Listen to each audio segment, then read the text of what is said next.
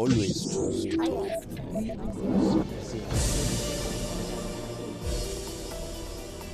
The global order is changing fast. Wars grind on as the post-World War II multilateral rules break down. And great powers are once again talking openly about spheres of influence. The United States is reasserting its power from the Arctic to Latin America. Russia is pressing with its war in Ukraine. China, quietly but strategically, continues to expand its global influence.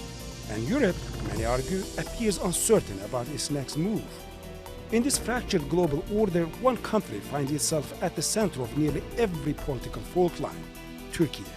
A NATO member, but not always aligned with the West. A regional power with influence stretching from the Mediterranean to the Black Sea. A country balancing relations with Washington, Moscow, Beijing and its neighbors while facing growing challenges at home. From the future of Syria to shifting geopolitics across the Middle East, US threats of military actions against Iran and NATO's credibility. At a time when power is tipping the balance of diplomacy, where does Turkey stand? Canada's Prime Minister recently warned, if middle powers are not at the table, they are on the menu. So is this the new reality, one in which middle powers like Turkey must act together or risk losing their economic and political influence? I am Resul Serdar in Ankara. Here in the Turkish capital, Foreign Minister Hakan Fidan talks to Al Jazeera. Foreign Minister of Turkey, Hakan Fidan, thank you for talking to Al Jazeera. Thank you for having me. Foreign Minister, you have said the Damascus SDF ceasefire must hold during the ISIS prisoner transfers. So far, it has been violated from time to time. However, it's largely still holding on. What is Turkey doing in practical terms to prevent it from collapsing? Well, I think the understanding that has been reached between two parties, SDF and Damascus government, I think it's very significant and important. In principle, as Turkey, whatever the party is, they reach an understanding, we support it. Because as long as they agree on certain principles, I think it is worth the support in our view. But we have our own concerns, our own red lines regarding Turkish national security interests. But nevertheless, when the Damascus government engages in an agreement with SDF, they are usually observed. But coming back to the current situation, I think just like you said, the ceasefire is holding, and it is allowing the American forces to transfer ISIS prisoners from Syria to Iraq. I think this is a significant development. I think everybody should help to this, and as Turkey, we are trying to do our best to really facilitate this together with the Americans. But Minister, you recently said that SDF, that is Turkey's clear position as far as I understand, that SDF cannot remain as a military force. But would Ankara accept any Kurdish-led police structure for local order, or are you seeking a complete disarmament, including light armed policing? SDF is essentially an extension of PKK in Syria. And PKK has 4 branches in 4 countries, in Syria, in Iraq, and in Iran, in Turkey. So they have objectives for 4 countries. But in Syria, what we want from them, we really value Syrian Kurds. They should be treated quite fairly. And PKK in the past have recruited and mobilized many hundred people and deployed them in Syria together with SDF. They are non-Syrians and they are now in Syria. And their sole objective is to hurt Turkish national security interests. And we really want this gone. This is number one. The second thing is, we don't want to see, it's not very quite well known by the world public that not only the Kurdish PKK elements from other countries, but also the Turkish leftist elements inside Syria, under the places controlled by SDF, is given shelter and place to operate against Turkey. Up to 300 people, armed people, they are there. They are members of Turkish leftist organizations. and their sole job is to look for opportunities to attack Turkish military and security forces. We know all of them, and they know all of this. And we also want this gone. The rest should be dealt with under the sovereign and unitary state principles between parties. I think in any sovereign and unitary state, you wouldn't want to see two armies. Of course, there has to be one army, one single army, commanded by one single authority. So this is what it should happen. In terms of police forces and other things, I think it can be, arranged between Damascus and SDF. We don't want to go into that much micromanagement. We're well aware of our own sensitivities, and I think what we want from SDF and the other parties is quite doable. Syria used to be a major point of tension for over the course of a decade between the United States and Turkey. Now it looks like an area of cooperation. What changed? US policy, US president, or both?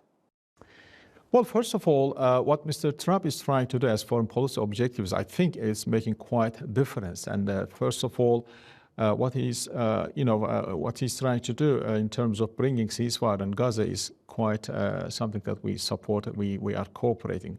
What he's trying to do in Ukraine, trying to stop a war between Russia and Ukraine, consequently between Europe and Russia. I think this is something that we really value. And coming to Syria, I think our perspectives largely overlap. And the Trump administration would like to see the new Syrian administration is taking care of its own problems and to be a responsible member of the international community. I think the government in Damascus is responding quite well to the demands of the international and regional community. The countries of the region and international community, they are cooperating in helping the Syria to heal its own wounds. There are two things, as you know, for the last, unfortunately, 14 years that the entire world and the region has been getting. One is mass migration, the refugees, millions of them were coming out of Syria, and the other one is terrorism. Ahmed Shara was in Washington, D.C., as you know. He put a signature on the charter that made him a part of the international coalition against ISIS. I think this is something very meaningful to get the new government in institutional terms to be part of the coalition against ISIS. That is important. But when it comes to the problem with the SDF, there are sometimes disagreement between Americans and Damascus. And I think we, Americans and the Syrians, we are having extensive discussions to smoothly sort out this problem. Moving on Gaza, several European major countries declined to join the peace board, saying it's vague, it could potentially undermine UN mechanisms. Why did Turkey join it? For us, Gaza peace plan first introduced because to address the Gaza issue.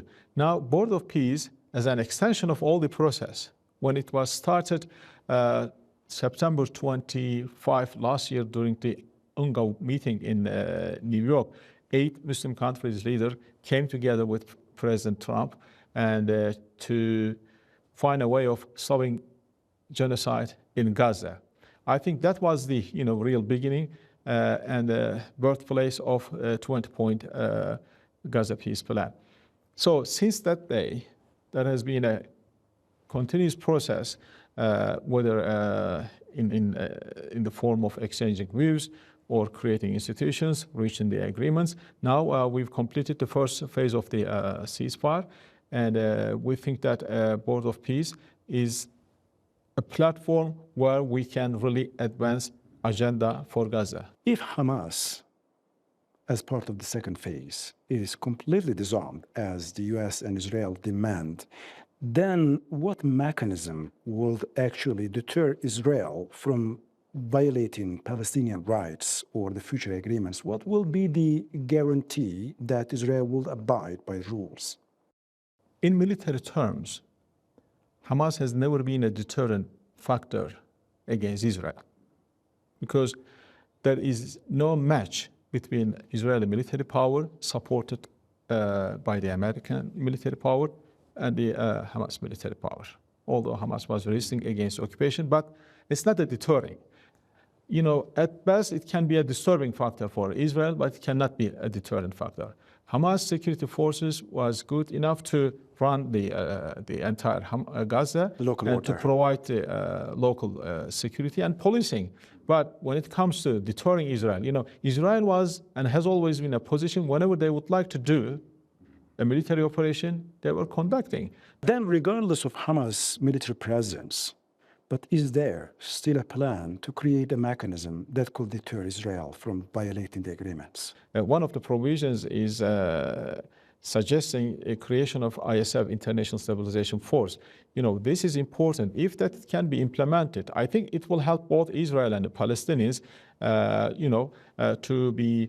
to make sure that nobody is attacking the other party, and there is no risk of violating the security agreements.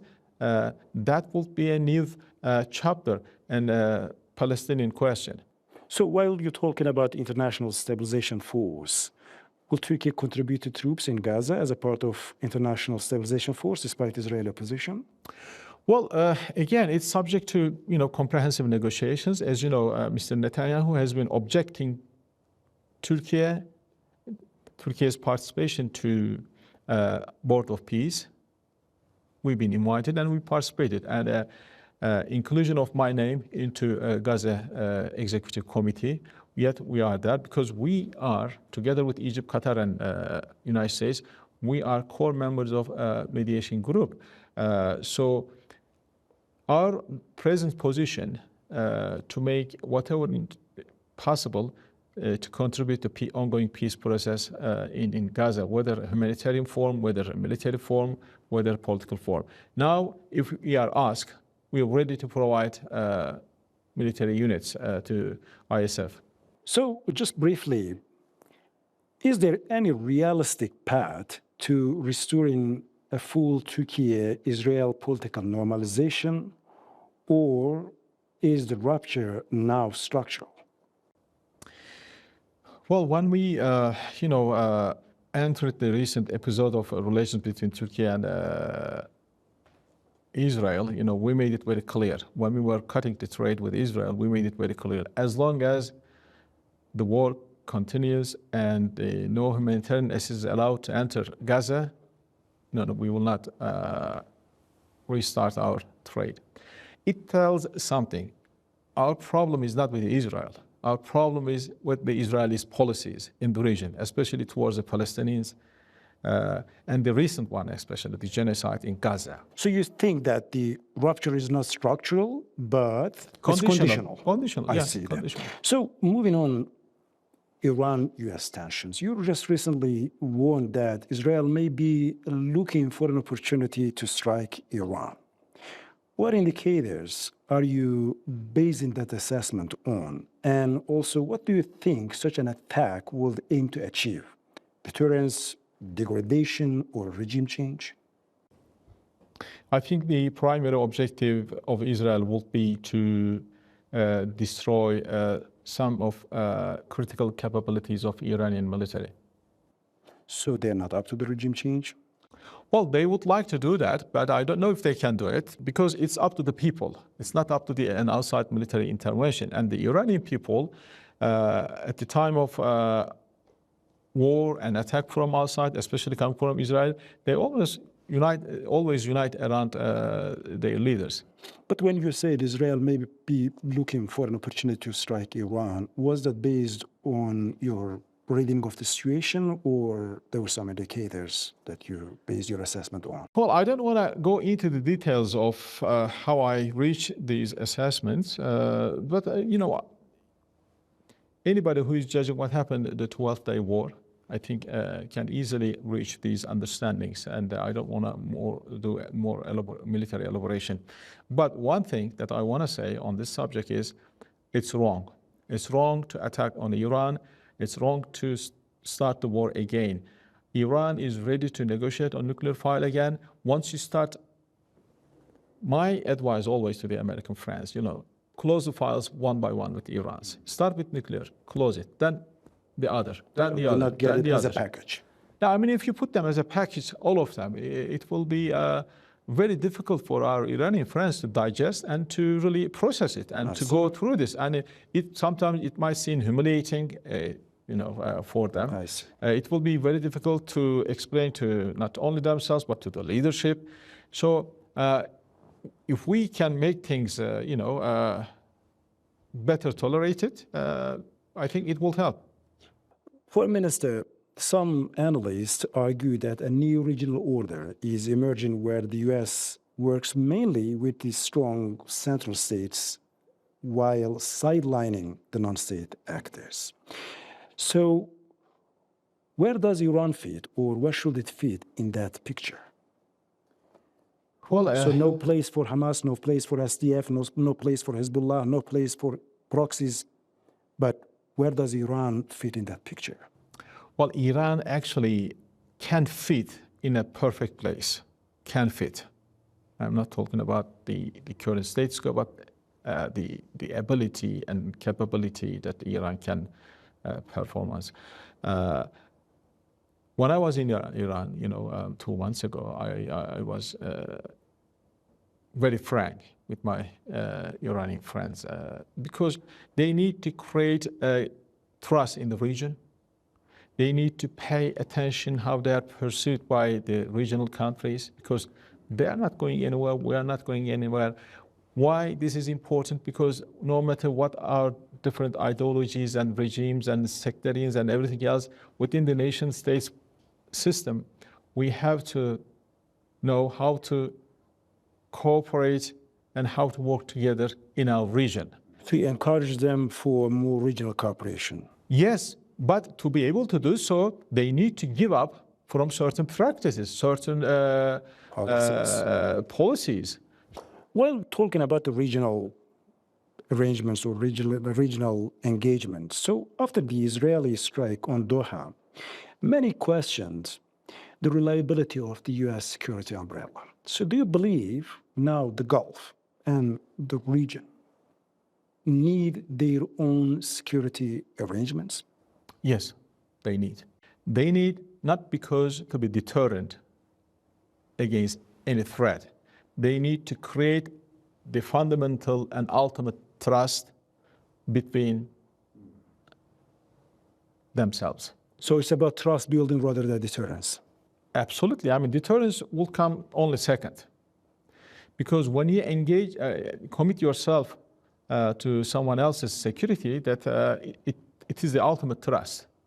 So the problem in our region, lack of trust between nation states in the region. So if we manage to increase the trust between nations, it will help bring stabilization, peace, no domination, no Turkish domination, no Arab domination, no Farsi domination, no other domination.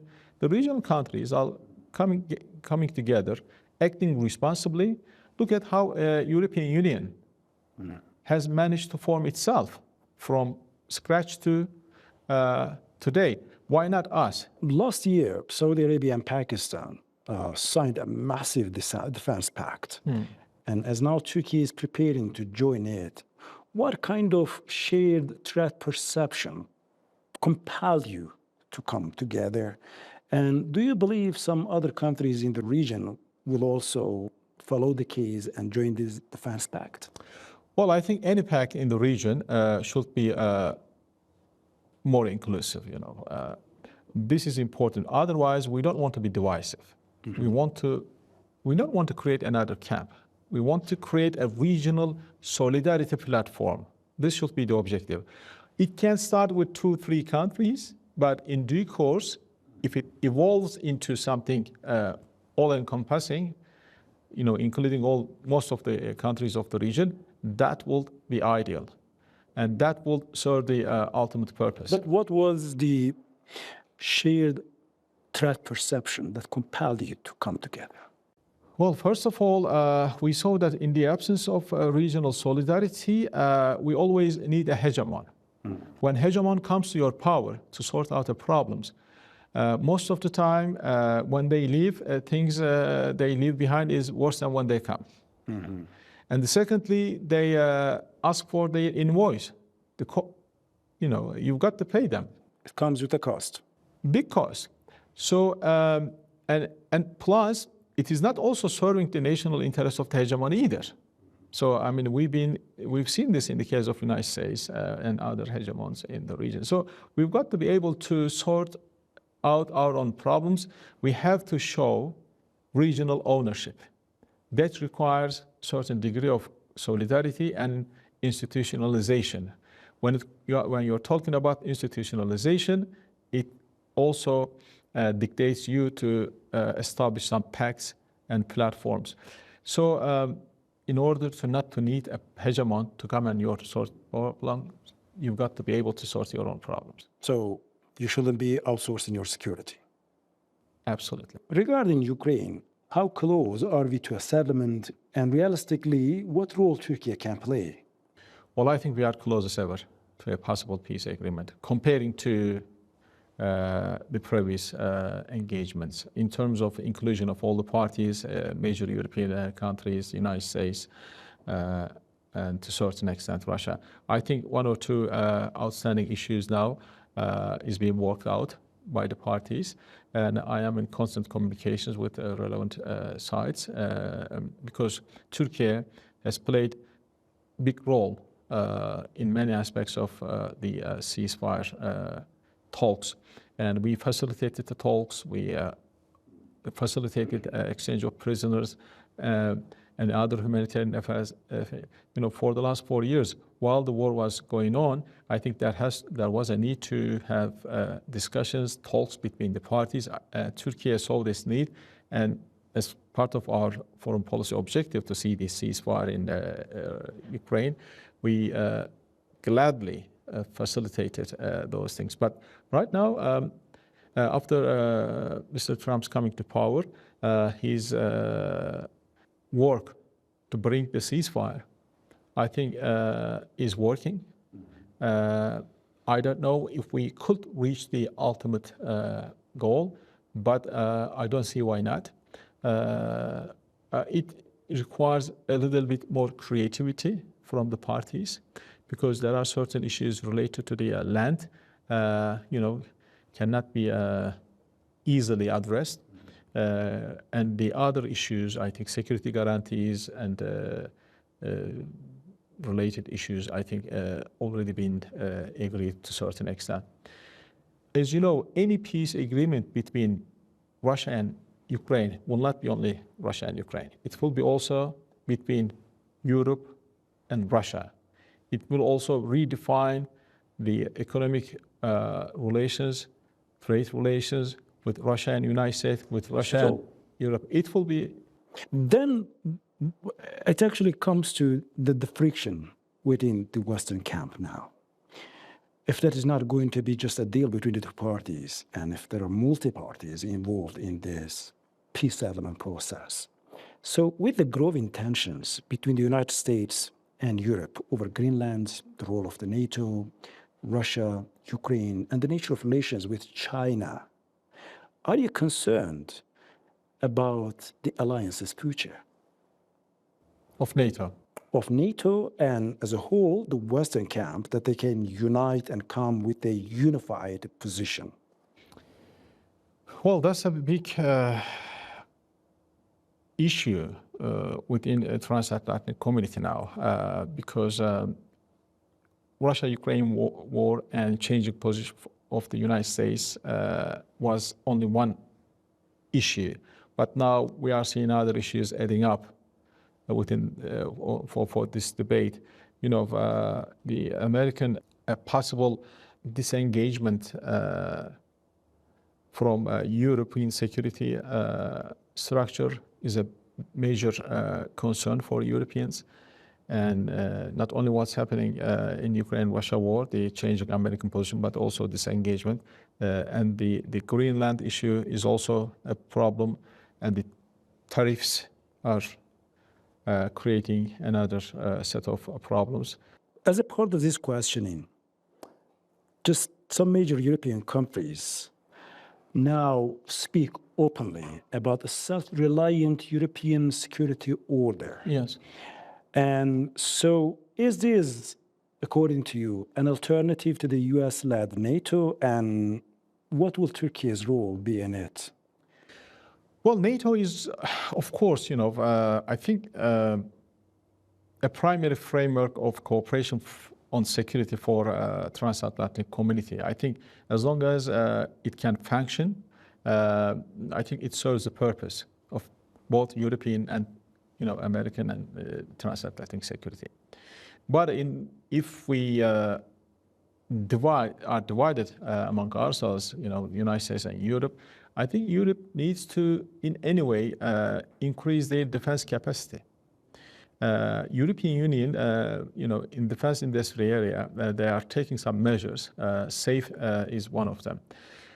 But what we are suggesting, maybe United Kingdom, Turkey, some major European countries coming together and having quality discussions about what will be the new security architecture of Europe and what will increase our resilience and strength and deterrence capabilities.